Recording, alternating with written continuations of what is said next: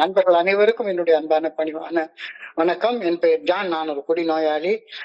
எல்லாம் வல்ல இறைவனோட அருளாலையும் தோழமையில இணைந்து செயல்படுவதால் நான் பெற்றுக்கொள்ளக்கூடிய அனுபவம் தெம்பு நம்பிக்கையாலையும் இன்னைக்கு ஒரே ஒரு நாள் நான் குடிக்கல, தெளிவா மன நிறைவா அமைதியா வாழ என்னாலான எல்லா முயற்சிகளையும் செய்து கொண்டிருக்கின்றேன். கோயம்புத்தூர் ஒருங்கிணைப்பு குழு மனசாட்சியின் தீர்மானத்தின் அடிப்படையில தினசரி இரவு 9:30 மணி டு 10:30 மணி நடக்கிற இந்த ஆன்லைன் மீட்டிங்ல ஆமா 24 மணி தொழில் ஒரு நாள் 24 hours a day அப்படின்ற புத்தகத்துல இருந்து ஒவ்வொரு பக்கமாக எடுத்து வாசிச்சு விளக்கம் பார்த்து கலந்தாய்வு செய்து இந்த கூட்டத்தை நடத்தி கொண்டிருக்கின்றோம்.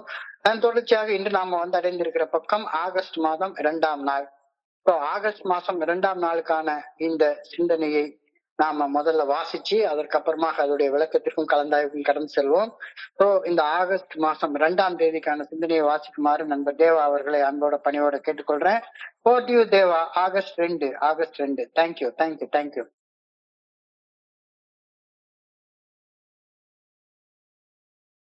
24 மணித்துளிகள் ஒரு நாள். ஆகஸ்ட் 2. தோழமையின் இன்றைய சிந்தனை. தோழமையில் இணைந்து செயல்படும் நாம் மருத்துவம், மனநலம், மதம் ஆகிய துறைகளில் பணிபுரிவோருடன் முரண்பட்டு எவ்வித சண்டை சச்சரவுகளிலும் ஈடுபட கிடையாது. துறைகளில் உள்ள ஒவ்வொரு வகை சிகிச்சை முறைகளையும் நாம் பெரிதும் மதிக்கின்றோம். இந்த முறைமைகள் குடிநோயாளிகள் மேல் தரும் ஒவ்வொரு வெற்றியை கண்டு நாம் மகிழ்கின்றோம். எல்லா வகையிலும் அவர்கள் அனைவருடன் ஒத்துழைக்க நாம் விரும்புகின்றோம். மருத்துவர்கள், மனநல நிபுணர்கள், மத குருக்கள் ஆகியோருடன் இணைந்து செயல்படுவதை நாம் வரவேற்கின்றோம். தோழமை பரிந்துரைக்கும் 12 படிகள் அடங்கிய மீட்படியும் செயல் திட்டத்தின் மேல் அக்கறை உள்ள பலர் இத்துறைகளில் உள்ளனர். மேலும் பலர் நம்முடன் வந்து இணைய வேண்டும் என நாம் எதிர்பார்க்கவும் செய்கின்றோம். தோழமையின் மேல் உண்மையான அக்கறை எடுத்துக் கொள்வோருடன் ஒத்துழைக்க நாம் தயாராக இருக்கின்றேனா? தியானம். இறையொள் பேராற்றல் அளவின்றி நமது ஆசிகளை நம்மேல் பொழிய தயாராக இருக்கின்றது. நம் மீது இறையாசிர் பொழியப்படுவது ஒரு நிலத்தின் விதையை விதைப்பதற்கு ஒப்பானது. விதையை பெற்றுக்கொள்ள நிலம் தயார் நிலையில் இருத்தல் அவசியம். நிலத்தை போலவே நமது மனதை தயார் செய்தல் நமது பணி. விதைப்பது இறையொள் பேராற்றலுடைய பணி. பல நாட்கள் தீமையை விலக்கி நன்மையை தேர்வு செய்து பணிவான வாழ்க்கை வாழ்தல் நமது மனதை தயாரித்தல் ஆகும். சரியான வாழ்வு பாதையில் நாம் பயணித்த பின்னர் இறையொள் பேராற்றல் விதைகளை விதைக்கும் தயார் நிலையை நாம் வந்தடைவோம். விதைத்தது முறைக்கும் அதன் பின்னர் அறுவடை நாள் வரும். இறையொள் பேராற்றலுடன் அறுவடையை பகிர்ந்து கொள்வோம். பயனுள்ள அபரிமிதமான வாழ்வு என்பதே அறுவடையாகும். முக்கியமான பிரார்த்தனை. என் அன்றாட வாழ்வு சரியாக தயாரிக்கப்பட்டாக வேண்டுமென வேண்டுகின்றேன். இறையொள் பேராற்றல் திட்டமிட்டபடி என் இதயத்தில் விதைத்த விதைகள் தரும் பலன்களை அறுவடை செய்யவும் நான் தயாராக இப்பொழுது உழைக்க வேண்டும் எனவும் பணிவுடன் வேண்டுகின்றேன். நன்றி தேவா. நண்பர்கள் அனைவருக்கும் மீண்டும் ஒரு முறை என்னுடைய அன்பான பணிவான வணக்கங்களை தெரிவித்துக் கொள்றேன். என் பெயர் ஜான். நான் ஒரு குடிநோயாளி. எல்லாம் வல்ல இறைவனோட அருளாலையும் தோழமையில இணைந்து செயல்படுவதால் நான் பெற்றுக்கொள்ளக்கூடிய அனுபவம் தெம்பு நம்பிக்கையாலையும் இன்னைக்கு ஒரே ஒரு நாள் நான் குடிக்கல, தெளிவாக மன நிறைவாக அமைதியாக வாழ என்னாலான எல்லா முயற்சிகளையும் செய்து கொண்டிருக்கின்றேன். தோழமையில மதங்கள், மருத்துவமனைகள், மனநல மருத்துவர்கள் இவங்கெல்லாம் அவங்களுக்குன்னு ஒரு சில செயல் திட்டங்கள் வச்சிருப்பாங்க. அதை ஏற்றுக்கொள்ளலன்னா அவங்க நம்மளை ஏற்றுக்கொள்ள மாட்டாங்க. கேள்விகள் கேட்காமல், சந்தேகம் எழுப்பாமல் எல்லாரும் அப்படியே நம்பி ஏற்றுக்கொண்டே ஆக வேண்டும் அப்படின்ற உறுதியான கோட்பாடுகள், கொள்கைகள் எதுவுமே தோழமையில கிடையவே கிடையாது. டாக்மாஸ் அப்படின்னு சொல்லுவாங்க.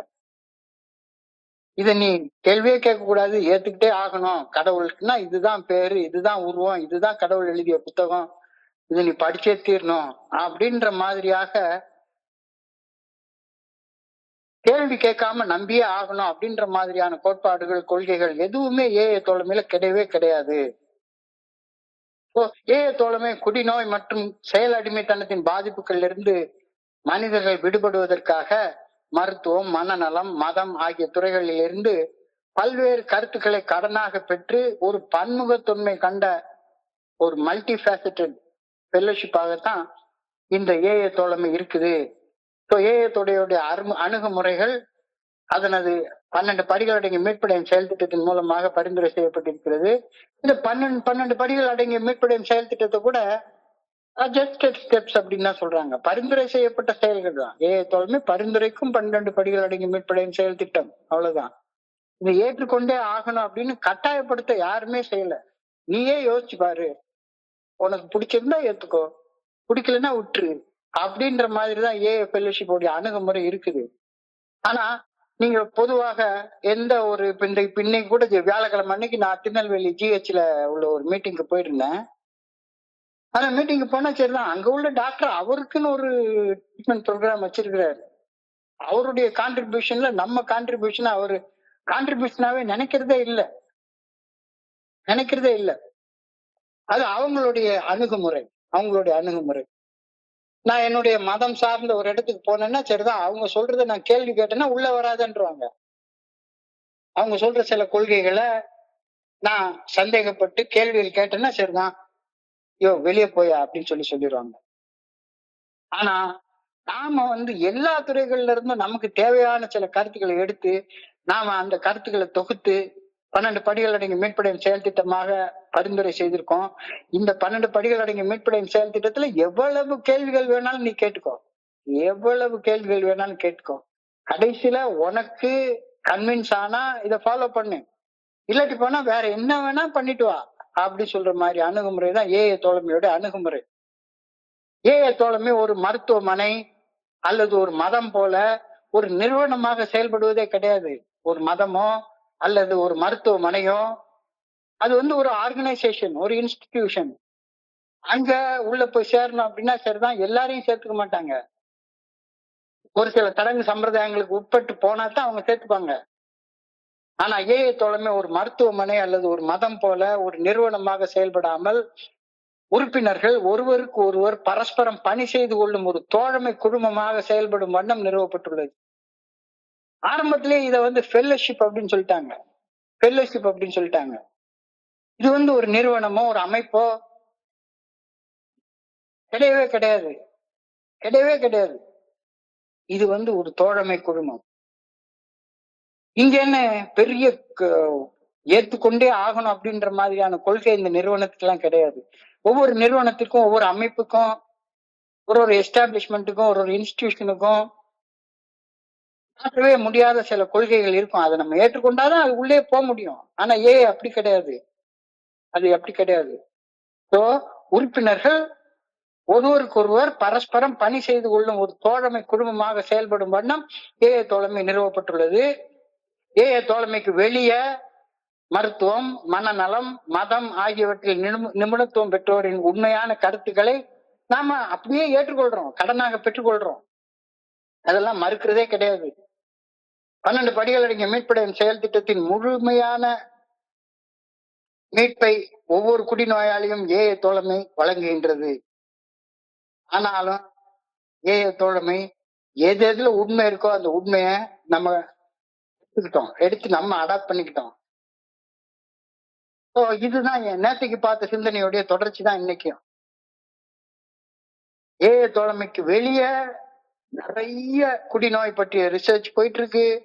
மருத்துவம், மனநலம், மதம் எல்லா இடத்துலயும் அதை பத்தி ரிசர்ச் போயிட்டே இருக்குது.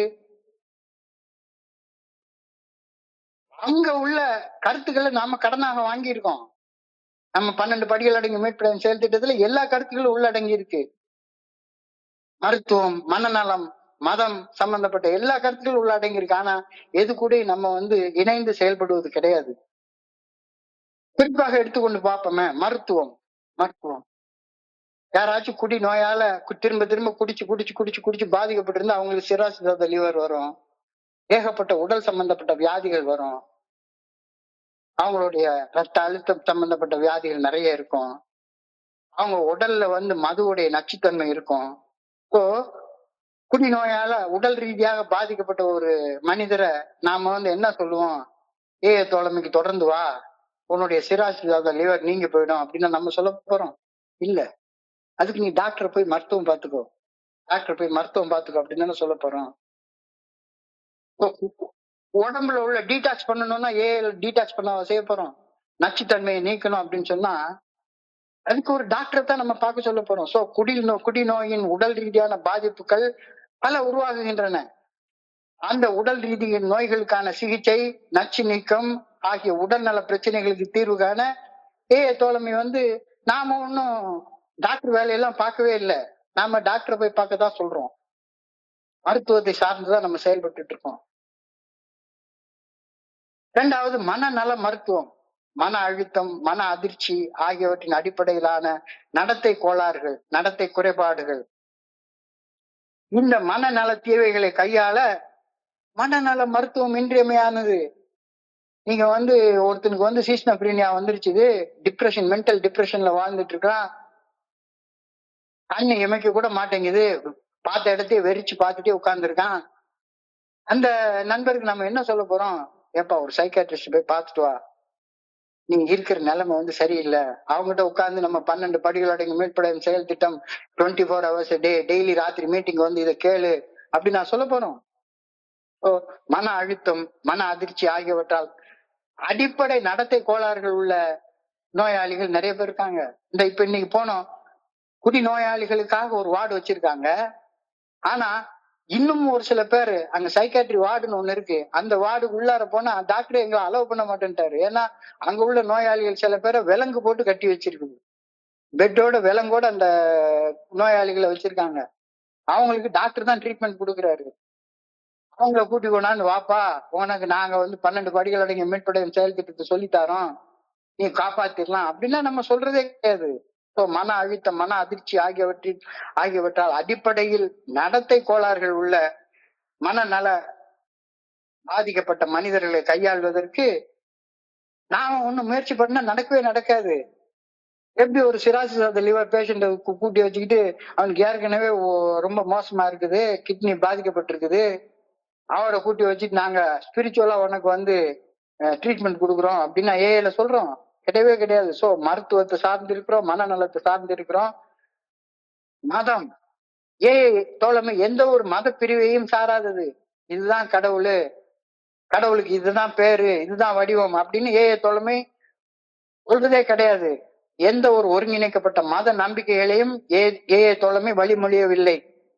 ஆனாலும் கூட நம்மிலும் உயர்ந்த ஒரு சக்தியின் மூலம் இழந்து போயிருந்த நம்பிக்கையை மீட்டெடுத்து அந்த உயர்ந்த சக்தியை நான் புரிந்து கொள்ளும் வண்ணம் தோழமை நாம் புரிந்து கொண்ட இறைவன் மதத்திலிருந்து எடுத்துக்கொண்ட கோட்பாடு. சோ எல்லா இடத்துலயும் கொஞ்சம் கொஞ்சம் கொஞ்சம் கொஞ்சம் கடனை வாங்கியிருக்கோம். நம்ம அவங்க கூட போய் சண்டை போட்டுட்டு இருக்கிறதே கிடையாது. ஆன்மீக அடித்தளத்துடன் வாழ வேண்டிய தேவை தோழமையில வலியுறுத்தி சொல்லப்படுகிறது. மதம் சார்ந்து வாழ சொல்லல, ஆனா ஆன்மீகம் சார்ந்து வாழ்ந்தே ஆகணும்னு வலியுறுத்தி சொல்லப்படுகின்றது. சோ மருத்துவம், மனநலம், மதம், இந்த 3ல இருந்தும் நம்ம கருத்துக்களை கடன் வாங்கியிருக்கிறோம். இந்த 3ல இருந்து கருத்துக்களை கடன் வாங்கியிருக்கிறோம். ஆனா அவங்களோட இணைந்து செயல்படுவதில்லை. அவங்க கிட்ட இருந்து கருத்துக்களை நாம கடனா வாங்கித்தான் இந்த 12 படிகள் அடங்கிய மீட்படையும் செயல் திட்டத்தை தொகுத்து வழங்கி இருக்கிறோம். இதுதான் இன்றைக்கு சிந்தனையுடைய முதல் வரியாக கொடுக்கப்பட்டிருக்கிறது. Alcoholics Anonymous has no quarrel with medicine, psychiatry or religion. We have great respect for the methods of each. We have great respect for the methods of each. Alcoholics Anonymous என்ற அந்த தோழமை, மருத்துவம், மனநலம், மதம், இது கூட போய் எப்பவுமே முரண்பட்டு சண்டை போட்டுட்டு இருக்கிறதே கிடையாது. அவங்களுடைய கருத்துக்கள்ல நிறைய கருத்துக்களை நம்ம ஏற்றுக்கொள்ளவே இல்லை. அவங்க கூட போய் டெய்லி போய் அன்றாட சண்டை போட்டுட்டே கிடையாது. இப்பவும் நம்ம ரொம்ப மோசமான நிலையில் பாதிக்கப்பட்ட ஒரு பேஷண்ட் வந்தா டாக்டர் போய் பார்த்துட்டோம் அப்படின்னா சொல்லுவோம். மோசமான மனநிலை பாதிப்பு உள்ள மனுஷனை பார்த்தா ஒரு மனநல மருத்துவத்தை போயிட்டு வான்னு நம்ம சொல்ல போறோம். கடவுள் நம்பிக்கையே இல்லாம ரொம்ப சமூக ஆன்டி சோசியல் ஆக்டிவிட்டிஸ்ல, சமூக விரோத செயல்பாடுகள்ல இருக்கக்கூடிய மனுஷனை பார்த்தோம்னா சரிதான், ஏப்பா நீ ஒரு நம்பிக்கை வளர்த்து கொள்வதற்கு நீ இந்த மத குருமார்ட்ட போயிட்டு வா, நீ சார்ந்து இருக்கிற மதத்தை போய் பாரு அப்படின்ற கருத்தையும் நம்ம சொல்லுவோம். இங்க உட்காந்து யாருக்கும் நம்ம உட்காந்து பிரசங்கம் பண்ணிட்டு உட்கார்ந்து இருக்கிறதெல்லாம் கிடையவே கிடையாது. So Alcoholics Anonymous has no quarrel with medicine, psychiatry or religion. We have great respect அதீத மதிப்பு வச்சிருக்கிறோம் இந்த மூன்று மேலையும். மருத்துவத்தின் மேலையும் சரி, மனநல மருத்துவர்கள் மேலையும் சரி, மத குருமார்கள் மேலையும் சரி, ரொம்ப உயர்ந்த ஒரு மதிப்பு வச்சிருக்கிறோம். ஆனா அவங்க சொல்ற எல்லா கருத்துக்களையும் நம்ம ஏற்றுக்கொண்டோம்னு சொல்ல முடியாது. அவங்களோட இணைந்து செயல்பட மாட்டோம். அவங்களோட இணைந்து செயல்பட மாட்டோம். ஆனா அவங்க சொல்ற கருத்துக்கள் எல்லாத்தையும் கடன் வாங்கித்தான் ஏஏவே நம்ம தொகுத்து வழங்கியிருக்கிறோம். ஏஏ தோழமையில இணைந்து செயல்படும் நாம மருத்துவம், மனநலம், மதம் ஆகிய துறைகளில் பணிபுரிவோருடன் முரண்பட்டு எந்தவித சண்டை சச்சரவுகளிலும் ஈடுபடுவது கிடையவே கிடையாது. துறைகளில் உள்ள ஒவ்வொரு சிகிச்சை முறைகளையும் நாம மதிக்கின்றோம். நிச்சயமாக நிச்சயமாக இப்பவும் ரொம்ப மோசமான நிலையில பாதிக்கப்பட்டிருக்க ஒரு மனுஷனுக்கு என்ன, முதல்ல போய் மருத்துவரை பார்த்து ஒரு சிகிச்சை எடுத்துக்கப்பா. ரொம்ப முக்கியம், ரொம்ப முக்கியம். உடல் நலம் பாதிக்குது ஒருத்தனுக்கு, குடிச்சு குடிச்சு குடிச்சு குடிச்சு கல்லீரலே அழுகி போச்சுது. அவனை வச்சு நம்ம 12 படிகள் அடங்கிய மீட்படையும் செயல் திட்டத்தை நம்ம சொல்லிட்டு இருந்தோம்னா வயிற்று வழியில துடிச்சிட்டு இருக்கிறான். அவனை என்ன சொல்லணும்? போய் டாக்டரை பார்த்துட்டு வான்னு சொல்லணும். மீட்டிங் வா நான் சொல்லணும் இல்ல. அதே மாதிரி நான் சில நண்பர்களை பார்த்திருக்கிறேன். கண்ணு சிமிட்ட கூட முடியாத அளவுக்கு அப்படியே என்னமோ பேயடைஞ்ச மாதிரி வெறிச்சு பார்த்துட்டு இருப்பாங்க. வெறிச்சு பார்த்துட்டு இருப்பாங்க. மனநல பாதிப்புகள் உள்ளுக்குள்ளார கடந்த கால பதிவுகள் நிறைய இருக்கு. நம்ம கடந்த கால பதிவுகள் அகற்றுறதுக்கு மனநல மருத்துவம் சொல்லக்கூடிய விஷயங்களை 4வது படி, 5வது படி, 6வது படி, 7வது படியில எல்லாம் சொல்றோம். ஆனாலும் கூட cognition behavioural therapy, rational emotive behaviour therapy, இந்த மாதிரியான தெரப்பி படிச்ச ரொம்ப அனுபவம் வாய்ந்த மருத்துவர்களுடைய உதவி தேவைப்பட்டா நிச்சயமா அவங்கள போய் பார்த்துட்டு தான் வர்றது நல்லது. அவங்க கூட போய் சண்டை சச்சரவு போட்டுட்டு இல்ல இல்ல இல்ல நீ சொல்றது தப்பு அப்படின்னா நம்ம சொல்றதே கிடையாது. துறைகளில் உள்ள ஒவ்வொரு சிகிச்சை முறையையும் நாம அதீதமாக மதிக்கிறோம் அப்படின்ற வார்த்தை இன்னைக்கு சிந்தனையில கொடுக்கப்பட்டிருக்கிறது. இதை நம்ம எல்லாருமே தெரிஞ்சுக்கணும். We have great respect for the methods of each. அது மருத்துவமாக இருக்கட்டும், மனநலமாக இருக்கட்டும், மதமாக இருக்கட்டும். இந்த 3 துறைகள்லயும் உள்ள கருத்துக்களை நாம ரொம்ப மதிக்கிறோம். நம்மளால செய்ய முடியாத வேலைகளை அவங்க செய்யறாங்க. மறுபடியும் பார்த்தோம்னா மருத்துவம் ஒரு வகையில நமக்கு உதவி செய்யுது, மனநல மருத்துவம் இன்னொரு வகையில நமக்கு உதவி செய்யுது, மதம் சார்ந்த நம்பிக்கைகள் இன்னொரு வகையில நமக்கு உதவி செய்யுது. இந்த 3ஐயும் நம்ம எடுத்துக்கொள்றோம். ஆனா இந்த 3லயும் முழுமையாக நாம அவங்களோட இணைந்து செயல்படுவது கிடையாது. முழுமையாக அவங்களோட இணைந்து செயல்படுவது கிடையாது. ஆனா அவங்களோட ஒத்துழைத்து செயல்படுகின்றோம் அப்படின்ற கருத்தை இன்னைக்கு ரொம்ப அழகாக தெளிவாக சிந்தனையில கொடுத்துருக்காங்க. மதம், மருத்துவம், மனநலம் இந்த 3 துறைகள்ல எந்த துறையில செயல்பட்டாலும் ஒரு குடிநோயாளி குடிநோயின் பாதிப்புகள் இருந்து மீண்டு நல்லதொரு வாழ்க்கை வாழ்ந்தால் நம்ம சந்தோஷப்படத்தானே செய்வோம். ஒருத்தர் ஒரு ட்ரீட்மெண்ட் சென்டர்ல போய் சேர்ந்து ஒரு 21 நாள் ட்ரீட்மெண்ட் எடுக்கிறாரு, இல்ல ஒரு 4 வாரம் 28 நாள் ட்ரீட்மெண்ட் எடுக்கிறாரு, எடுத்துட்டு நல்ல வகையா வந்தாருன்னா தாராளமா வாங்க அப்படின்னு தானே சொல்ல போறோம். அங்கேயே பாத்துக்கோ அப்படின்னு சொல்ல போறோம் இல்ல. ஒரு தியான வகுப்புக்கு போறாரு, அந்த தியான வகுப்புக்கு போய் ஓரளவுக்கு நலமடைந்து சந்தோஷமாக அந்த மத ரீதியான தியான வகுப்புல கலந்து கொண்டு மறுபடியும் ஏஐக்கு ஒரு ஆள் சேர்றாரு அப்படின்னா அவரை இருக்கரம் நீட்டி சந்தோஷமா வரவேற்று வாப்பா உட்காரு, உனக்கான இடம் இதுதான் அப்படின்னு சொல்றோம். மருத்துவத்துறையில போய் உடலை ஓரளவுக்கு உடல் நல கோளாறுகள்ல இருந்து மீண்டு வந்தவங்களே வா உட்காரு அப்படின்னு சொல்றோம். சோ மேற்சொன்ன 3 துறைகள்லயும், அதாவது மருத்துவம், மனநலம், மதம் ஆகிய துறைகள்ல எந்த துறையில இருந்து ஒரு குடிநோயாளி போய் சேர்ந்து நலம் பெற்று ஏஐ தோழமைக்கு சேர்ந்தா நாம ரொம்ப ரொம்ப சந்தோஷம்தான் படுறோம்.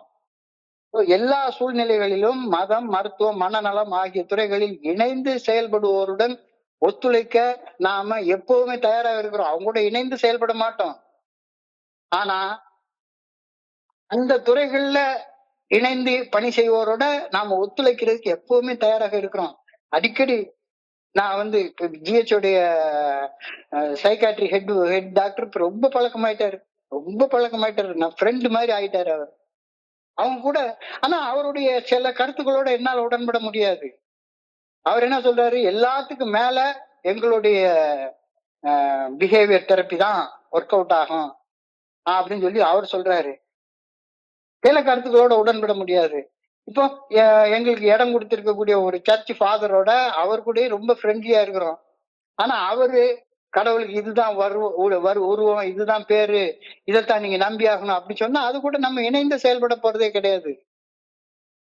எல்லா சூழ்நிலைகளிலும் மதம், மருத்துவம், மனநலம் அதோட இணைந்து செயல்படக்கூடிய மனிதர்களோட ஒத்துழைக்க தயாராக இருக்கிற நாம அவங்களோட போய் இணைந்து செயல்படுவது கிடையாது. We are desirous always of cooperating with those in every field, in every way. எல்லா வகைகள்லயும் ஒத்துழைத்து கோஆபரேட் பண்ண நம்ம தயாரா இருக்கிறோம் ஒழிஞ்சு அவங்களோட அஃபிலியேட் ஆகி இருக்க மாட்டோம். மருத்துவர்களை மேலும் மேலும் அதிகமாக சந்தித்து குடிநோயின் உடல் சம்பந்தமான பாதிப்புகள் குறித்து மேலும் நுட்பமான தவறுகளை அறிந்து கொள்ள எப்பவுமே தயாரா இருக்கிறோம். நமக்கு ஒரு குடிநோய் நம்மளுடைய உடம்பு எப்படி பாதிக்குதுன்னு ஒரு டாக்டருக்கு தெரிஞ்ச அளவு நமக்கு தெரியுமா என்ன? சத்தியமா தெரியாது. அவர் அதுல ஸ்பெஷலைஸ்டா படிச்சிருக்கிறாரு. அவங்க அடிக்கடி சந்திச்சு, ஓஹோ இந்த நோயாளிக்கு இந்த மாதிரி பிரச்சனை இருக்கு, உடல் நல பாதிப்புகள், அதன் நுட்பமான தகவல்களை தெரிஞ்சு கொள்ள எப்பவுமே முயற்சி பண்றோம். அதே மாதிரி மனநல மருத்துவர்களை சந்தித்து மேலும் மேலும் அதிகமாக குடிநோயின் மனநல பாதிப்புகள் குறித்த தகவல்களை நுட்பமாக அறிஞ்சு கொள்றதுலயே நம்ம ஆர்வமாக இருக்கிறோம். அவங்க சொல்றப்பெல்லாம் ரொம்ப நல்லா தெரியுது. டிப்ரெஷன் ஒரு ஸ்டேஜ்ல இருக்கிறப்ப அதுவும் எப்படி வளரும் தன்மையுடைய நோய்னா, ஒருத்தன் மென்டல் டிப்ரெஷனுக்கு ஆளாயிட்டான்னா அந்த டிப்ரெஷன் அந்த நோயாளி உள்ளார வளர ஆரம்பிச்சுட்டே இருக்கும். சோ டிப்ரெஷனை பத்தி ஒரு சைக்காட்ரிஸ்ட், ஒரு மனநல மருத்துவர் சொல்ற அளவுக்கு நம்மளால சொல்ல தெரியாது. நம்ம மனநல மருத்துவராக எல்லாம் செயல்படக்கூடாது. சோ அடிக்கடி அவங்களை சந்திச்சு குடிநோய் மனநலத்தை எப்படி பாதிக்குது, லேட்டஸ்ட் அவங்க நிறைய ரிசர்ச் எல்லாம் பண்றாங்க, அவங்க கிட்ட இருந்து சில தகவல்களை நுட்பமாக தெரிஞ்சு கொள்வது அதுல ஆர்வமாக இருக்கிறோம். அதே மாதிரி மதங்கள்ல ரொம்ப தீவிரமாக ஈடுபட்டு செயல்படக்கூடிய மத குருமார்கள் கூறக்கூடிய ஆன்மீக கருத்துக்களை நுட்பமாக உள்வாங்கி அவற்றை நம்முடைய நடைமுறை வாழ்வில நடைமுறைப்படுத்துறதுலயும் மிகுந்த ஆர்வமாக இருக்கிறோம். நாம் புரிந்து கொண்ட இறைவன், நம்மையோட உயர்ந்த சக்தி, பிரார்த்தனை, தியானம். அதனாலதான் நீங்க நல்லா பார்த்தோம்னா 2வது ஸ்டெப்பு, 3வது ஸ்டெப்பு, 6வது ஸ்டெப்பு, 7வது ஸ்டெப்பு, 10வது ஸ்டெப்பு, 11வது ஸ்டெப்பு இதை பத்தி பிக் புக்ல பெருசா எழுதவே இல்லை. இதையெல்லாம் நீ சம்பந்தப்பட்ட அந்த ஆன்மீகவாதிகள்கிட்ட கேட்டு தெரிஞ்சுக்கோ அப்படின்ட்டாங்க. அது உன்னுடைய சொந்த வேலையாக இருக்கட்டும். மதங்களில் ஈடுபடும் மத குருமார்கள் கூறக்கூடிய ஆன்மீக கருத்துக்களை நுட்பமாக உள்வாங்கி அவற்றை நம்முடைய நடைமுறை வாழ்க்கையாக வாழ்றதுல ரொம்ப ஆர்வம் செலுத்தி நம்ம செயல்படுறோம். எல்லாரும் கூட ஒத்துழைக்க தயாராக இருக்கும் நாம் எவருடனும் தனிப்பட்ட முறையில் இணைந்து செயலாற்ற விரும்புவதில்லை. அவங்க கூட போய் நம்மளை அப்படியே அடமானம் வச்சு சேர்ந்துக்கிறதுக்கு நாம விரும்புறது கிடையாது.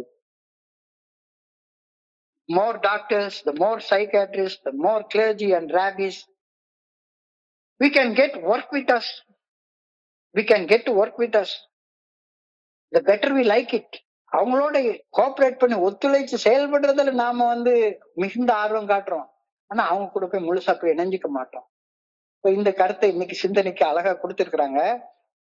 நம்முடைய ஏய தோழமையோட ஒத்துழைத்து செயலாற்ற விரும்பும் பல மருத்துவர்களையும் மனநல மருத்துவர்களையும் மத குருமார்களையும் நாம அன்றாட வாழ்க்கையில பாக்குறோம். உண்மையிலே எனக்கு இப்ப திருநெல்வேலி ஜிஹெச்ல உள்ள சைக்காட்ரி ஹெட் அவரு எங்களுக்காக என்ன உதவி வேணாலும் செய்யறேங்கிறாரு.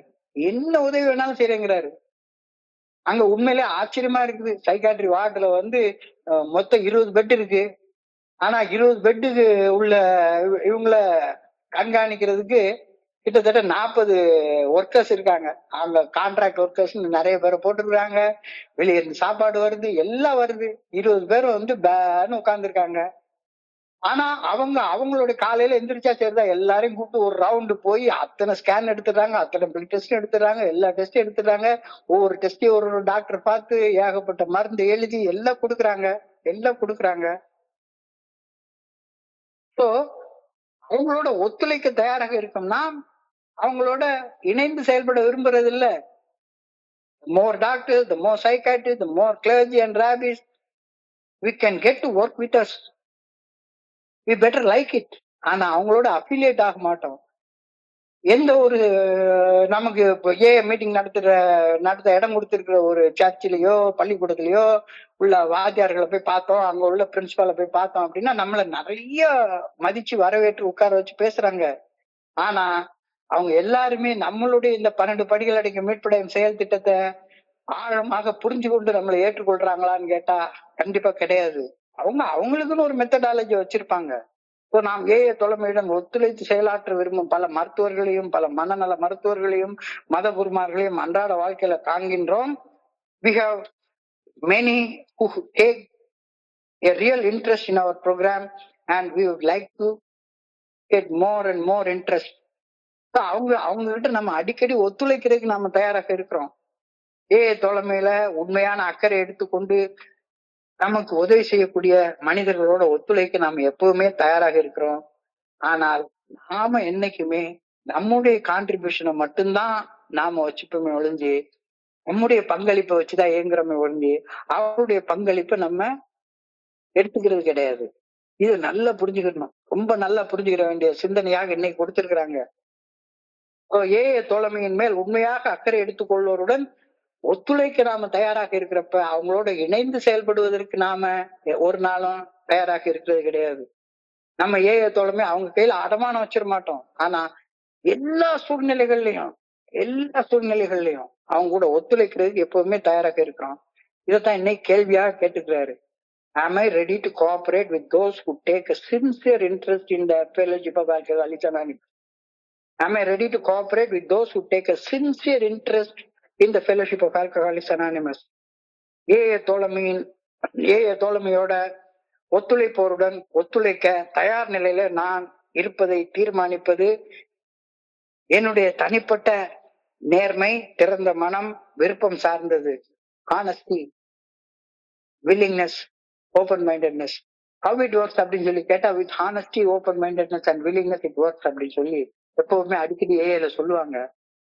நாம நமக்கு ஒத்துழைக்க தயாராக இருக்கக்கூடிய மருத்துவரோடையோ அல்லது மனநல மருத்துவரோடையோ அல்லது ஒரு மத குருமாரோடையோ நாம சண்டை போடாம சச்சரவு பண்ணாம, சில நேரத்துல அவங்க நம்மளை திட்டத்தான் செய்வாங்க. ஒரு ஸ்கூல்ல இடம் கொடுத்திருந்தா திருநெல்வேலியில ஒரு ஸ்கூல் இருக்கு. அந்த ஸ்கூல் ரயில்வே ஸ்டேஷனுக்கு பக்கத்துல இருக்கு. ரயில்வே ஸ்டேஷனுக்கு பக்கத்துல இருக்கின்ற உடனே தண்ணி அடிக்க விரும்புறவன் எல்லாரும் என்ன பண்றான், ரயில்வே ஸ்டேஷனுக்கு போறதுக்கு முன்னால வாட்டர் பாட்டில் வாங்கி அந்த ஸ்கூல் மைதானத்துல உட்கார்ந்து கடன்னு குடிச்சுட்டு அந்த பாட்டில் அங்க தூக்கி தூரம் போட்டுட்டு போயிடுறான். உடனே ஸ்கூல் ஹெட் மாஸ்டர் என்ன சொல்றாரு, நீங்க தான் குடிச்சிட்டு பாட்டில போடுறீங்க அப்படின்னு நம்மளை பிடிச்சி கேட்கிறாரு. ஆமா, அவங்க பொறுமையா பதில் சொல்றோம். அவங்க கூட சண்டை போடுறது கிடையாது, சச்சரவு போடுறது கிடையாது. நாங்கெல்லாம் குடிக்கல, எவனோ குடியாரம் குடிச்சா பழி தூக்கி எங்க மேல போடுறீங்களே அப்படின்னு சண்டை போடுறதே கிடையாது. இப்போ நமக்கு உதவி செய்யக்கூடிய, நமக்கு இடம் கொடுத்து உதவக்கூடிய அந்த நல்ல உள்ளங்களுக்கு அவங்களோட ஒத்துழைக்கிறதற்கு நாம தயாராக இருக்கின்றோமா அப்படின்ற ஒரு கேள்வி இன்னைக்கு கேட்கப்படுகின்றது. நேர்மையோட, திறந்த மனதோட, முழுமையான விருப்பத்தோட நாம ஒத்துழைக்க தயாராக இருக்கின்றோமா? எனக்கு தோழமையோட ஒத்துழைக்க நேர்மையும் விருப்பமும் திறந்த மனமும் வேண்டும், இல்லைன்னா ஒத்துழைக்க முடியாது. எல்லாரு கூடயும் உட்காந்து நான் டிசீஸ் ஆஃப் டினையல்ஸ்ன்றது மாதிரி மறுக்கும் தன்மையுடைய நோய், எப்பவுமே யாரு கூடயும் சண்டை போட்டுட்டு இருக்க மாதிரி அவங்க கூடயும் போய் சண்டை போட்டுட்டே இருப்பேன். தோழமையிடம் ஒத்துழைக்க நேர்மையும் விருப்பமும் திறந்த மனமும் எனக்கு தேவை. அந்த நேர்மையும் விருப்பமும் திறந்த மனமும் இல்லை என்றால் இன்னைக்கு தியானத்துக்கு கடந்து போ. இன்னைக்கு தியானம் ஒரு ஆழமான அழகான கருத்தை சொல்லுது. என்னுடைய அப்பா ஒரு அக்கௌண்டன்ட், ஆனா என்னுடைய தாத்தா ஒரு விவசாயி. விவசாயம் செய்ய விவசாய நிலத்தை எப்படி தயார்படுத்தணும், எப்படி பண்படுத்தணும் அப்படின்னு அவர் எங்க தாத்தா என்னை எப்பவுமே வயலுக்கு கூட்டிட்டு போய் அழகா காய்ச்சுவாங்க. விதை விதைக்கிறதுக்கு முன்னால அந்த விளை நிலத்துல தண்ணிய பாய்ச்சி வச்சிருப்பாங்க. தண்ணிய ஒரு அடி அளவுக்கு தண்ணிய பாய்ச்சி வச்சு ஒரு 3 நாள் இந்த தண்ணியை நிக்க விட்டுருவாங்க அந்த நிலத்துல. 3 நாள் தண்ணி ஊறினதுக்கு அப்புறமாக முதல் உழவு உழுவாங்க. முதல் உழவு உழுததுக்கு அப்புறமா திரும்ப மறுபடியும் ஒரு அடி தண்ணிய பாய்ச்சி வச்சுட்டு அதை ஒரு 2 நாள் விடுவாங்க. அப்புறம் 2வது உழவு. அப்புறமா மறுபடியும் இன்னொரு 1 அடி தண்ணியை பாய்ச்சி வச்சுட்டு ஒரு 3 நாள் பொறுத்து இருந்து 3வது உழவு உழுததுக்கு அப்புறம் தான், அந்த நிலம் சரியாக பண்படுத்தப்பட்டதுக்கு அப்புறம் தான் விதைக்கிற வேலையவே செய்வாங்க. அதுக்கப்புறம் தான் விதையவே நிலத்துல போடுவாங்க. ஸோ பண்படுத்தி தயார்படுத்தப்பட்ட நிலத்தான் விதைத்த விதைய உள்வாங்கும். இல்லாட்டி போனா விதைய சும்மா போய் நம்ம ரோட்ல போற இடத்துல கொண்டு விதைய போட்டு போங்க, அந்த விதை முளைக்குமா என்ன? பண்படுத்தப்பட்ட நிலத்துல மட்டும்தான் விதைகள் விதைக்கப்பட்டால் முளைக்கும். அதே போல பண்படுத்தப்பட்ட தயார்படுத்தப்பட்ட மனசுல விதைக்கப்படும் எண்ணங்கள் சிந்தனைகள் தான் முளைத்து பயன் தரும். இங்க மனசு பண்படாத நிலையில உட்கார்ந்து என்னடா நடக்குதுன்னு வேடிக்கை பார்க்க வர்றவங்களுக்கு எதுவுமே நடக்காது. போர் அடிக்கும், எரிச்சல் வரும். நிலத்துல விதைக்கப்படுற விதைகள் முளைப்பது போல பண்படுத்தப்பட்டு தயார் நிலையில இருக்கக்கூடிய மனதுலதான் விதைக்கப்படக்கூடிய எண்ணங்கள் சிந்தனைகள் நல்ல செயல்களாக முளைத்து பலன் தரும். இறையர் பேராற்றலின் அருள், அந்த அருள் என் மனசுல நிறைஞ்சு இருக்கணும். அந்த மனசுல ஊற வைக்கப்பட்டிருக்கணும். அந்த நீர் போல, அது நிலத்துல ஊத்தி இருக்கிற நீர் போல இறையர் பேராற்றின் அருள் என்னுடைய மனசுல நிறைஞ்சு இருக்கணும். அது என்னுடைய மனதை பண்படுத்துகின்றது. சிந்தனைகளை ஏற்க இறையர் பேராற்றல் என்னை தயார்படுத்துகின்றது. அதான் 3 படிய ப்ரிப்பரேட்டரி ஸ்டெப்ஸ் அப்படின்னு சொல்லுவாங்க. 1, 2, 3. அது கடவுளால முடியும், அவரை நான் அனுமதிக்கிறேன் அப்படின்ற அந்த 3 கருத்துக்களும் மனதை பண்படுத்தக்கூடிய கருத்துக்கள். விதைகளை ஏற்க இறையருள் என்னை தயார்படுத்துகின்றது. இந்த முத 3 படிகள்ல இதுதான் இன்னைக்கு தியானத்துடைய வார்த்தை. God is always ready to pour his blessings in my heart in a generous measure. But like a seed sowing, the ground must be prepared before the seed is dropped in. விதைக்கிறதுக்கு முன்னால விளை நிலத்தை நாம பண்படுத்தி உழுது பண்படுத்தி தயார் நிலை வச்சிருக்கணும். அதே மாதிரி இந்த கூட்டத்துக்கு வர்றதுக்கு முன்னால நான் என்னைய கொஞ்சம் பண்படுத்திட்டு வரணும். இல்லாட்டி போனா ஒண்ணுமே புரியாது. God is always ready to pour his blessings in my heart in a generous measure. But like the seed sowing, the ground must be prepared before the seed is dropped in. ஆன்மீக ஆசீர்வாதங்களை இறையர் பேராற்றலை பெறுவதற்கு செயல்படும் நோக்கமுள்ள பங்கேற்பு மிக மிக அவசியமாக இருக்கிறது. இறையருள் நீக்கமர நிறைந்திருக்கிறது. Omnipotent, omnipresent, omniscient. சந்தேகமே கிடையாது. இறையருள் நீக்கமர நிறைந்திருந்தாலும் என்னுடைய இதயம் நம்பிக்கை மற்றும் ஞானம் என்ற விதைகளை உள்வாங்கி வளர்ப்பதற்கு மனசுல உள்ள கவன சிதறல்கள், சந்தேகங்கள் மற்றும் மனக்கசப்புகள், வெறுப்புகள், ரிசன்மெண்ட்ஸ், கோபம், எரிச்சல், இது எல்லாத்துல இருந்து விடுபட்டு இருக்க வேண்டியது, தூய்மைப்பட்டு இருக்க வேண்டியது அவசியப்பட்டாது தானே. தூய்மைப்படுத்தப்படாத மனசுல என்ன விதையும் முளைக்கவே முளைக்காது.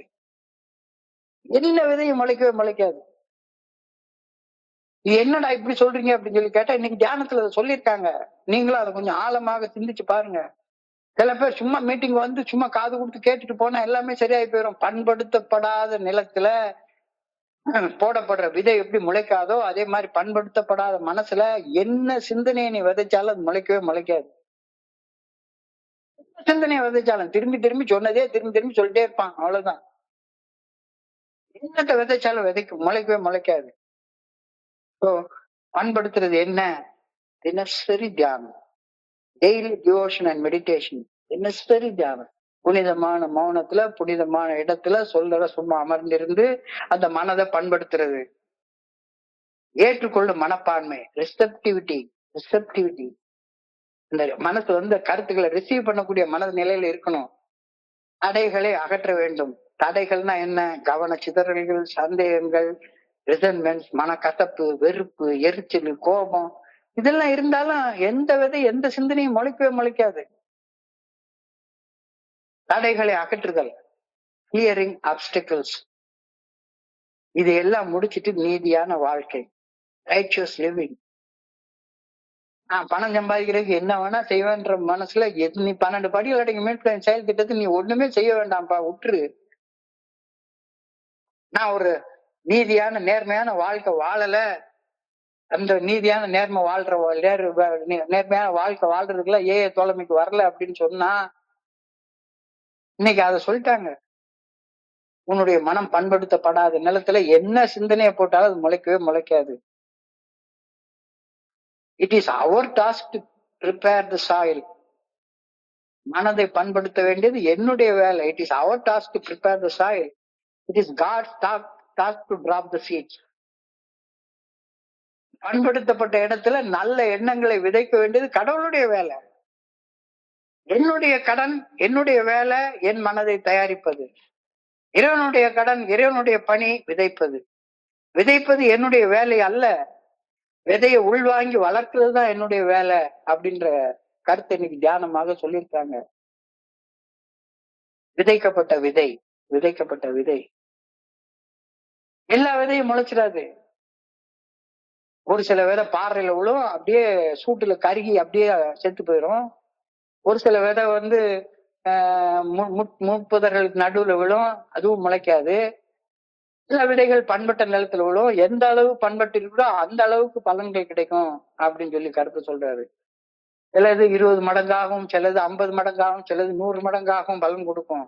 எந்த அளவு நீ உன்னுடைய மனதை பண்படுத்தி தயாரிக்கிறியோ அந்த அளவு. It's our task to prepare the soil. என் வேலை என்னுடைய மனசை பண்படுத்தி தயார் நிலையில வச்சு கொள்றதுதான். என்னுடைய மனசுல சிந்தனைகளை விதைக்கிறது இறைவனுடைய வேலை. ராத்திரி ராத்திரி உட்கார்ந்து நல்ல சிந்தனைகளை விதைக்கிறது கடவுள் தான் விதைக்கிறாரு, மனுஷன் கிடையாது. Is God's task to drop the seeds. என் கடன் மனதை தயாரிப்பது, இறையர் பேராட்டது கடன் விதைப்பது. விதைப்பது என்னுடைய வேலை அல்ல, விதையை உள்வாங்கி வளர்ப்பதுதான் என்னுடைய மனசுடைய வேலை. விதையை உள்வாங்கிறதுக்கு என்னுடைய மனசை பண்பட்டு இருந்தாலொழிய விதை உள்ள வாங்கவே வாங்காது. ஏன்னா மனசுல நினைக்கிறபடி என்னையா இருந்தால் இந்த எல்லாம் பேசிட்டு இருக்கிறாரு அப்படின்னு சொல்லி நான் என்னுடைய கருத்து எதுவுமே பேசவே இல்லையே. 24 hours a day என்ற புத்தகத்தை எடுத்து அந்த புத்தகத்துல தியானத்துக்கு கொடுக்கப்பட்டிருக்கிற பகுதியை மட்டும்தான் வாசிக்கிறேன். அதுலதான் இதை கொடுத்திருக்காங்க. விதைப்பது என் வேலை அல்ல, விதையை உள்வாங்கி வளர்ப்பதுதான் என்னுடைய வேலை. இப்போ மனதை பண்படுத்தி தயாரிக்க முயற்சி தேவை. முயற்சி இல்லாம மனசு பண்படாது.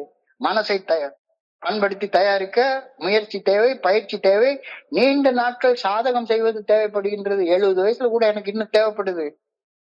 பண்படுத்தும் பணியை ஆரம்பிப்பது முயற்சி, விடாமல் முயற்சிப்பது பயிற்சி.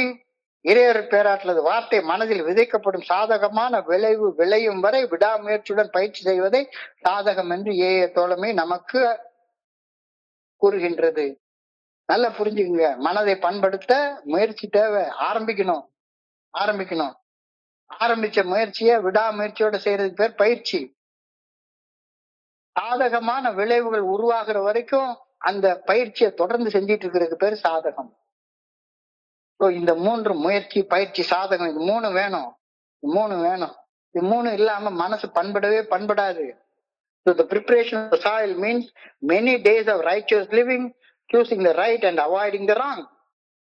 ஒரு நாள்ல 2 நாள்ல பண்படாது. ஒரு நிலத்தை பண்படுத்துறதுக்கே எத்தனை நாள் உழுக வேண்டியிருக்கு. மனசை பண்படுத்துறதற்கு the preparation of the soils means many days of righteous living, choosing the right and avoiding the wrong. இறையர் பேராற்றது நல்ல ஒழுங்கான வழிகாட்டுதல் என்னுடைய மனசாட்சியின் மூலமாக வெளிப்படுத்தப்படுகின்றது. இந்த கருத்தை உறுதியாக உள்வாங்கி, உறுதியாக நம்பி, மனசாட்சி உறுத்தும் செயல்களை செய்யாமலும், மனசாட்சி சரியென சொல்லும் செயல்களை செய்தும் தொடர்ந்து வாழ்வதுதான் மனச என்ன பண்ணும், பண்படுத்தும், தயார் நிலை கொண்டு வரும். அதுதான் மனசை பண்படுத்துறது. நல்லா புரிஞ்சுக்கோ அப்படின்னு சொல்றாங்க. விடாமல் முயற்சி, பயிற்சி, சாதகம் செய்வதுவே மனசை பண்படுத்துவதாகும். விடாமுயற்சி விஸ்வரூப வெற்றி அப்படி சொல்லுவாங்க. விடாமுயற்சி விஸ்வரூப வெற்றி. எந்த ஒரு இலக்கையும் அடைய இடைவிடாத முயற்சி, பயிற்சி, சாதகம், அதுதான் இன்வெஸ்ட்மெண்ட், அதுதான் மூலதனம். தொடர்ச்சியான செயல்பாடு, தளராத நம்பிக்கை ஆகியன என்னுடைய வாழ்க்கையை பிரம்மாண்டமான உயரத்திற்கு கொண்டு போகும். உன்னுடைய இலக்குல தெளிவாக இரு. கோல் கிளாரிட்டி அப்படின்னு சொல்றாங்க. இந்த வழிமுறைகளை பின்பற்றியதன் பலனாக ஒரு ஆன்மீக விழிப்புணர்வை பெற்றோம். அதுதான் கோல், அதான் இலக்கு. அது தெளிவாக வச்சுக்கோ. அந்த இலக்கை நோக்கி அன்றாட முன்னேற்றம், daily progress, daily progress. Suppose progress ஆகுறப்ப ஏதாச்சும் ஒரு சின்ன தோல்வி வந்துருச்சு போயிடுச்சு அப்படின்னா சரிதான். அந்த தோல்வியில இருந்து ஒரு பாடத்தை கத்துக்கோ. Failure as a lesson. அந்த ஃபெயிலியர் ஆயிடுச்சுன்னா இன்னும் கொஞ்சம் முயற்சி, பயிற்சி, சாதகம் செய்யணும். பயிற்சியில கவனத்தை செலுத்து. இந்த நிலை பயிற்சியில கவனத்தை குவிச்சு செலுத்து. இந்த கவன குவிப்பு தான் இப்ப நான் செஞ்சிட்டு இருக்கிறது. என்னுடைய வாழ்க்கையில என்னுடைய கவனத்தை குவிக்கிறதுக்கு நீங்க எல்லாம் உதவி செய்றீங்க. உங்களுக்கு எல்லாம் எப்படி நன்றி சொல்றதுன்னு எனக்கு தெரியல. As I go along each day, I am better prepared for God's planning until I reach the time of harvest. அறுவடை இன்னும் எவ்வளவு தூரத்துல இருக்கு.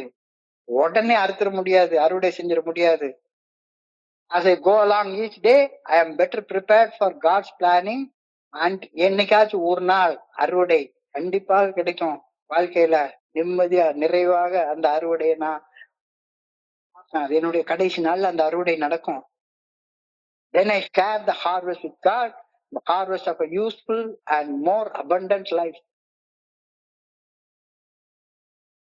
உழுகிற நாள்ல, விதைக்கிற நாள்ல எல்லாம் ஊர்வலி போயிட்டு உல்லாசமாக இருந்துட்டு அறுவடை நாள் அன்று ஐயோ போச்சே ஐயோ போச்சே அப்படின்னு வெற்றி பெற்று வாழக்கூடிய மக்களை பார்த்து வயிற்றுல அடிச்சுக்கிட்டு வயிற்றுச்சல் போடுறது, பொறாம போடுறது எப்படி தவறு, எவ்வளவு தவறு அப்படின்றது இன்றைக்கு தியானம் தெளிவாக சொல்லுது. உழுகிற நாள்ல உழுகிறது கிடையாது, ஊர்வலி போயிடுறது. விதைக்கிற நாள்ல விதைக்கிறது கிடையாது, ஊர் சுத்திடுறது, அனிவர்சரியா சுத்துறது, தெப்பத்தை பத்தி யோசிக்கிறதே கிடையாது. ஆனா அறுவடை நாள் என்று ஐயோ போச்சே அப்படின்னு வெற்றியோட பொங்கல் விழாவை கொண்டாடக்கூடிய மக்களை பார்த்து பொறாமப்படுறது, வயிறு எறிகிறது எவ்வளவு தவறு அப்படின்னு இன்றைய தியானம் தெளிவாக சுட்டி காட்டுது. ஈயத்துள் வாழ்வாங்கு வானுரையும் தெய்வத்துள் வைக்கப்படும். இந்த அபண்டன்ட் லைஃப், யூஸ்ஃபுல் லைஃப், வாழ்வாங்கு வாழக்கூடிய வாழ்க்கை இது எப்ப கிடைக்கும்? அறுவடை எப்ப கிடைக்கும்? வாழ்வாங்கு வாழ்ற வாழ்க்கை தான் அறுவடை. அந்த அறுவடை எப்ப கிடைக்கும்? உன்னுடைய மனசை நீ தயார்படுத்தி வைத்து இறைவனுடைய சிந்தனைகளை உள்வாங்கி அதை வளர்த்து அந்த வளர்ச்சியோடைய அறுவடை தான் வாழ்வாங்கு வாழக்கூடிய abundant life. As I go along each day, I am better prepared for God's planning until I reach a time of harvest. Then I share the harvest with God. The harvest is useful and abundant life. அபரிமிதமான வாழ்க்கை. தோழமையில அந்த வாழ்க்கை நமக்கு வாக்குறுதியாக கொடுக்கப்படுகிறது. ஆனா எனக்கு அந்த வாழ்க்கையில வேண்டாம்னு சொல்றவங்களுக்கு என்ன இருக்கு? இன்னைக்கு தியானத்துல ரொம்ப அழகான சிந்தனை அதை கொடுத்திருக்கிறாங்க. So I pray that I may be living a life which is prepared day by day. என்னுடைய அன்றாட வாழ்வு சரியாக தயாரிக்கப்பட்டாக வேண்டும் என ஆண்டவரை பணியோட வேண்டிக் கொள்கின்றேன். I pray that I may strive to make myself ready for this harvest with God in my heart. இறையர் பேராற்றல் திட்டமிட்டபடி என்னுடைய இதயத்தில் விதைகள் விதைக்க, அவை தரும் பலன்களை அறுவடை செய்ய நான் தயாராக உழைக்க வேண்டும் என ஆண்டவா உண்மை பணியோட கேட்டுக்கொள்கின்றேன் அப்படின்னு இன்னைக்கு பிரேயர் கொடுத்துருக்கு. ரொம்ப ஒரு அழகான ஆழமான பிரேயர். இன்றைய சிந்தனை இன்னொரு தடவை சுருக்கமாக பார்ப்போம். தோழமை உன்னை கேள்வி கேட்க வேண்டாம்னு சொல்லவே இல்லை. தாராளமா எவ்வளவு கேள்வி வேணாலும் கேளு. நீ மருத்துவமனைக்கு போனாலோ அல்லது மனநல மருத்துவத்தை போனாலோ அல்லது ஏதாச்சும் ஒரு மதத்தை சார்ந்த விஷயங்களுக்கு போனாலோ உன்னை கேள்வி கேட்டா வெளியே போன்னு சொல்லிடுவாங்க. கேள்விகள் கேட்காமல், சந்தேகங்கள் எழுப்பாமல் மக்கள் அனைவரும் அப்படியே ஏற்றுக்கொள்ள வேண்டும் என்ற எந்த ஒரு உறுதியான கோட்பாடுகளையும் கொள்கைகளையும் தோழமை சொல்றதே கிடையாது. இங்க பரிந்துரைக்கப்பட்ட 12 படிகள் அடங்கிய மீட்படையும் செயல் திட்டம் எல்லாமே சஜஸ்டட் ஸ்டெப், பரிந்துரைக்கப்பட்ட பரிந்துரைகள் தான். கட்டாயம்னு ஒண்ணுமே கிடையாது. தோழமை ஒரு மருத்துவமனை அல்லது ஒரு மதம் போல ஒரு நிறுவனமாக, ஒரு அமைப்பாக செயல்படாமல் உறுப்பினர்களை ஒருவருக்கு ஒருவர் பரஸ்பரம் பணி செய்து கொள்ளும் ஒரு தோழமை குழுமமாக செயல்படும் வண்ணம் நிறுவப்பட்டுள்ளதுன்றதை புரிஞ்சுக்கோ. அப்ப இந்த இடத்துல நாம நம்ம சுத்தி இருக்கிற மக்கள்கிட்ட இருந்து எல்லாத்தையும் கடனாக வாங்கியிருக்கிறோம். மருத்துவத்துல இருந்து பல விஷயங்களை கடனாக வாங்கியிருக்கிறோம். ஏன்னா மருத்துவர் இல்லாம இந்த உலகத்துல நம்மளால வாழ முடியாது. சிராசிஸ் ஆஃப் த லிவரை ஏஏல ட்ரீட் பண்ணிட போறோமா என்ன? அல்லது மென்டல் டிப்ரெஷனை சீஸ்னோஃப்ரீனியாவை ஏஏல ட்ரீட் பண்ண போயிடுறோமா என்ன? அதுக்கு மனநல மருத்துவர் தேவை. இல்ல நம்ம ஒரு 4வது 5வது படி சொல்லியிருக்காங்க, அச்சமின்றி ஆழமாக குணப்பட்டியல் தயார் பண்ணோம், பாவ அறிக்கை பண்றோம் அப்படின்ற கருத்து எல்லாமே மதத்துல இருந்து கடன் வாங்கின கருத்து தானே. கம்யூனியன் வித் காட், பிரார்த்தனை, தியானம், இந்த கருத்துக்கள் எல்லாம் மதங்கள்ல இருந்து கடன் வாங்கின கருத்துக்கள் தானே. எல்லாருக்கிட்ட இருந்து நம்ம சில கருத்துக்களை கடனாக வாங்கியிருக்கிறோம். ஆனா யாரு கூட இணைந்து செயல்படாம நமக்குன்னு ஒரு கான்ட்ரிபியூஷன் நம்ம வச்சிருக்கிறோம். அந்த கான்ட்ரிபியூஷன் தான் இது. பொருளாதார கான்ட்ரிபியூஷன் கிடையவே கிடையாது. விரும்பி கொடுக்கும் பொருளுதவியை கொண்டெல்லாம் இதை நடத்தவே இல்லை. நாம விரும்பி கற்றுக்கக்கூடிய அனுபவம் தெம்பு நம்பிக்கையை வச்சு தொலைமை இயங்குகின்றது. நமக்குன்னு ஒரு ஒரு முறைமை வச்சிருக்கிறோம். அந்த முறைமையில தான் நம்ம இயங்குறோம். ஒவ்வொரு துறையும் ஒவ்வொரு சிகிச்சை கொடுக்குது, அதெல்லாம் நாம அப்படியே ஏத்துக்கிறோம். ஆனா நாம தனிச்சு இயங்குறோம். எல்லா சூழ்நிலைகளிலும் மதம், மருத்துவம், மனநலம் ஆகிய துறைகளுடன் இணைந்து பணி செய்வோருடன் ஒத்துழைக்க நாம் எப்பவுமே தயாராக இருக்கிறோம். மருத்துவர்களை மேலும் மேலும் சந்திச்சு மருத்துவத்துறைகள்ல உள்ள டெவலப்மெண்ட்ஸ் தெரிஞ்சுக்கிறோம். மனநல மருத்துவர்களை சந்திச்சு அந்த துறையில என்ன மாதிரியான டெவலப்மெண்ட் சந்திக்கிறன்றத நுணுக்கமாக தெரிஞ்சு கொள்றோம். மத குருமார்களை சந்திச்சு அவங்க கூறக்கூடிய தியான பயிற்சிகள் அதையும் பத்தி நல்லா தெரிஞ்சுக்கிறோம். அனைவருடனும் ஒத்துழைக்க தயாராக இருக்கும் நாம் எவருடனும் தனிப்பட்ட முறையில இணைந்து செயலாற்றுவது கிடையாது. மோர் டாக்டர்ஸ், மோர் சைக்காட்ரிஸ்ட், மோர் கிளர்ஜி, மோர் ரேபிஸ், ஆனா யாரு கூட நம்ம இணைந்து செயலாற்றுவதே கிடையாது. அவங்களோட ஒத்துழைக்க தயாராக இருக்கிறோம். So, am I ready to cooperate with those who take a sincere interest in AA? நம்மளுடைய அந்த தோழமையின் மேல ஒரு உண்மையான அக்கறை எடுத்துக்கொள்ளக்கூடிய மனிதர்களோட நம்ம கோஆபரேட் பண்றதுக்கு, ஒத்துழைக்கிறதுக்கு தயாராக இருக்கின்றேனா? தயாராக இல்லைன்னா நீ இன்னும் பண்படுத்தப்படவில்லைன்னு அர்த்தம். நீயா உனக்குன்னு ஒன்னெல்லாம் வச்சுக்கிட்டுலாம் ஒன்றும் பண்ண முடியாது. எல்லா துறைகளோட சேர்ந்துதான் செயலாற்ற முடியும். அப்ப இன்னைக்கு தியானம் அதை அழகா சொல்லுது. ஒத்துழைக்க தயாராக இல்லைன்னா உன்னுடைய மனம் பண்படுத்தப்படவில்லை அப்படின்னு அர்த்தமாயிடும். அதுக்குதான் இன்னைக்கு விதைப்போர் உண்மையை அழகா சொல்லியிருக்காங்க. விதை உள்வாங்கப்படணும் அப்படின்னா விதைக்கப்படும் நிலம் பண்படுத்தப்பட்டதாக இருக்க வேண்டும். மனசுல விதைக்கப்படக்கூடிய சிந்தனைகள் எல்லாமே விதைகள் போல. இப்ப நம்ம இங்க 1000 சிந்தனைகள் ஒவ்வொரு நாளும் ஆகஸ்ட் 2 வரைக்கும் வந்துட்டோம். 1000 சிந்தனைகள் விதைக்கப்பட்டிருக்கிறது. எவ்வளவு சிந்தனைகள் ஒவ்வொரு மனுஷன் மனசுக்குள்ளார ஆழமாக பதிஞ்சு வளர்ந்து இன்னைக்கு பலன் கொடுத்தது அப்படின்னு சொல்லி பார்த்தா ரொம்ப ரொம்ப ரொம்ப கம்மியா இருக்கும். அதனாலதான் விதைக்கிறது கடவுளுடைய வேலை, அது ஓ வேலை இல்ல. உன் மனசை பண்படுத்துறது, கடவுள் விதைக்கக்கூடிய சிந்தனைகளை உள்வாங்கி வளர வச்சு பலன்களை கொடுக்கறதுக்கு அளவுக்கு மனசை பண்படுத்துறது உன் வேலை. அதை எப்படி செய்யறது? Daily devotion and meditation, daily தினசரி தியானம், ரிசப்டிவிட்டி, விதைக்கப்படும் விதைகளை ஏற்றுக்கொள்வது, தடைகளை அகற்றுவது என்ன? கவனச்சிதறல்கள், சந்தேகங்கள், மனக்கசப்பு, ரிசன்மெண்ட்ஸ், எரிச்சல், வெறுப்பு, இதெல்லாம் தான் தடைகள். இதை அகற்றுதல். எல்லாத்துக்கு மேல நீதியான வாழ்க்கை. எப்படி வேணாலும் வாழ்வேன், அது கிடையாது.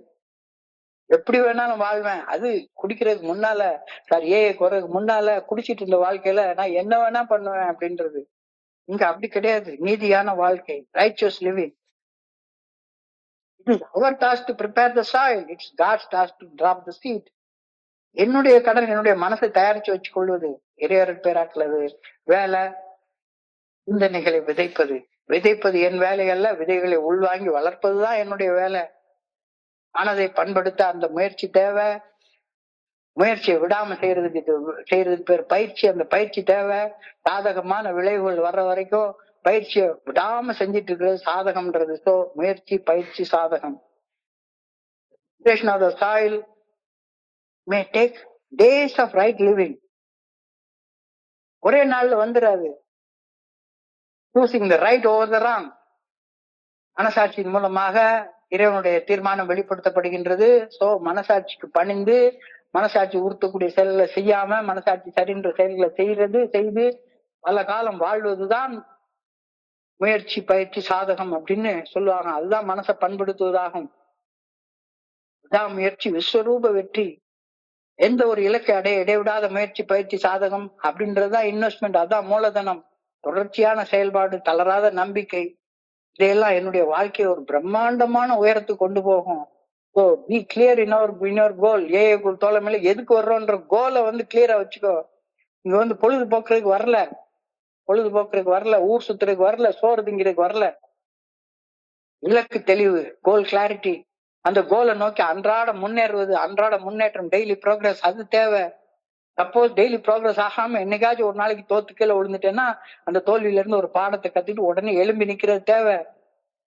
எழும்பி நின்று பயிற்சி முயற்சி சாதகத்தை ஆம செய்யறது, அதுல கவனத்தை குவிச்சு செய்யறது. So as I go along each day, I'm better prepared for God's planning until I reach the time of harvest. அறுவடை நாளை உடனே ஒரே நாள்ல அறுத்துட முடியாது. Therefore I share harvest with God, the harvest of a useful and abundant life. என்னுடைய குருஜி சொன்ன இந்த வார்த்தையை நான் ஞாபகப்படுத்துறேன். உழுகிற நாள்ல விதைக்கிற நாள்லாம் ஊர் வழி போயிட்டு உல்லாசமா இருந்துட்டு அறுவடை நாளைக்கு அன்னைக்கு ஐயோ ஐயோ ஐயோ ஐயோன்னு வாயில வயிற்றுலையும் அடிச்சுட்டு அழுகிறது சரியே கிடையாதுப்பா. பொங்கல் திருநாள்ல நீ கொண்டாடணும் அப்படின்னா உழுகிற காலத்துல உழுதுருக்கணும், விதைக்கிற காலத்துல விதைச்சிருக்கணும், தண்ணி ஊத்துற காலத்துல தண்ணி பாய்ச்சிருக்கணும், களை எடுக்கிற காலத்துல களை எடுத்திருக்கணும். அப்பதான் அறுவடைக்கு நீ தயாராக முடியும். உழுகிற காலத்துல ஊர் சுத்த போயிட்டு அறுக்கிற காலத்துல ஐயோ ஐயோன்னு வாயில வயிற்றுல அடிச்சுட்டு அலையாத அப்படின்ற கருத்தை நீ சொல்றது. வையத்தில் வாழ்வாங்கு வாழ்வான் வானுரையும் தெய்வத்தில் வைக்கப்படும். அந்த வாழ்வாங்கு வாழ்ற வாழ்க்கையை தான் abundant life அப்படின்னு இன்னைக்கு சொல்றாங்க. So I pray that my way of living may be properly planned day by day. I pray that I may be my way of living may be properly prepared for day by day. என்னுடைய அன்றாட வாழ்வு சரியாக தயாரிக்கப்பட்டாக வேண்டும் என ஆண்டவரை பணியோடு வேண்டிக் கொள்கின்றேன். I pray that I may strive to make myself ready for this harvest which God has planted in my heart. இறையர் பேராற்றில் திட்டமிட்டபடி என்னுடைய இதயத்தில் விதைத்த விதைகள் தரும் பலன்களை அறுவடை செய்வதற்கு அறுவடை காலத்துல நான் தயாராக இருக்கணும். அப்போ அறுவடை செய்யணும்னா விதைக்கிற காலத்துல விதைச்சாதான் அறுவடை செய்யற காலத்துல அறுவடை பண்ண முடியும். விதைக்கிற காலத்துல விதைக்கணும் அப்படின்னா உன்னுடைய மனசை பண்படுத்தி இருந்தாதான் விதைக்க முடியும். விதைச்சாதான் முளைச்சாதான் அறுவடை செய்ய முடியும்.